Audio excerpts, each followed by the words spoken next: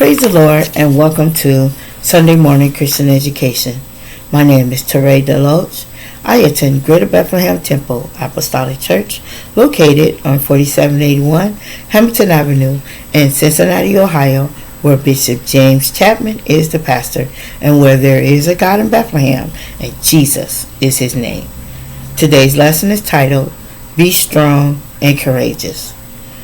The lesson text comes from the book of Joshua, chapter 1, verses 1 through 6, verse 11, verses 16 through 19, and verses 21 through 23. Our golden text reads, Joshua took the whole land according to all that the Lord said unto Moses. And that comes from the book of Joshua, chapter 11, verse 23. Life is full of changes. Things happen. Sometimes it's a must, and for the best. But adjustments have to be made.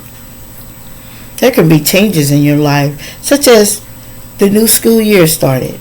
Some of the people may be entering into a new school.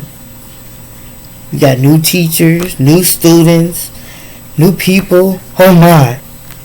Lions, tigers, and bears. Oh my. You might be kind of scared because you don't know what to expect. Churches go through new leadership, just as Bethlehem. We started out with our founder, Bishop L.Z.W. Young. When he went on to glory, the next one was Bishop Johnny Johnson, and he went on to glory. And we're dealing now with our Bishop James Chapman. I'm sure each of these changes, the bishops went through some type of doubt or maybe uncertainty that possibly had them wondering if they were the person for the job or if they were going to live up to the standards of the previous bishop. Maybe not. But they had to trust Jesus in order to get the job done. In today's lesson, Joshua was a new man in a new job. Well, before him it was Moses. He was the leader of the Israelites. And we know Moses was a great man and leader. He was the only man that led the Israelites out of slavery. And he got real close to God. But no matter how valuable a person is, some point or another, they will have to and can be replaced. So Moses died, and it was Joshua's time to lead. So he had big shoes to fill. Our lesson says Joshua was the man chosen by God to replace Moses. Joshua did not volunteer or push himself forward. He was not elected by the people. He was chosen by God. This put the divine stamp of approval on his leadership. It was a call for continuance of obedience. Moses had to obey God. Now Joshua had to obey God in order for victory. Joshua was one of the two faithful spies, he and Caleb, whom Moses sent into the promised land to see what had to be done to possess the land. The other 10 spies said that the enemy was too strong and they had giants and Israel could not win. They were scared. But Joshua and Caleb said that if the people trusted the Lord, he would give them victory. Adjustments had to be made. Joshua was a soldier. He wasn't a coward. Before becoming the commander-in-chief, he was the commander of Israel's army. Even though the Israelites had Joshua as the new leader, the assignment was still the same as with Moses. They were to cross the Jordan River and enter the land of promise. Then they were to possess and take control of the land. God's promise of the land was an unconditional promise.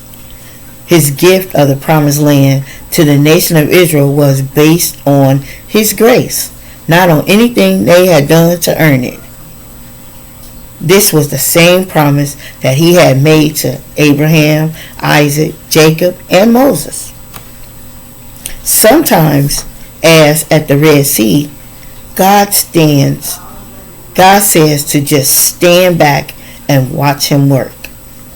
At other times, He tells us to get busy. He promises to make things happen if we get involved and demonstrate our faith through active participation. The good news for Joshua was that he didn't have to rely on his own strength and courage because God was going to be with him. Adjustments had to be made. As Joshua began to be the leader, God promised him 3 things. Number 1, there shall not be any man able to stand before thee.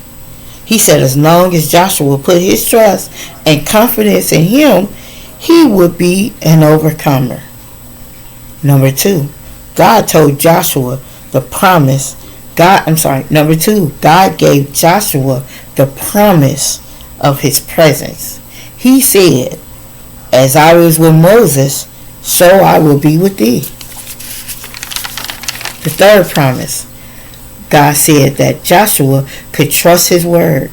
He promised that He would not let Joshua down or abandon him. He said He would not fail nor forsake thee. God will not abandon us. God will never disappoint us. God told Joshua, be strong and be of good cheer.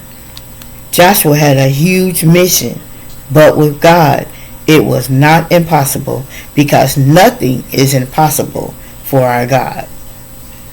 Joshua had to obey God, not just a little bit, but completely. God is perfect and holy. He always keeps His word. Joshua knew they could defeat their enemies because God was with them. God knows all things. He even knows what we are thinking and what we are scared of.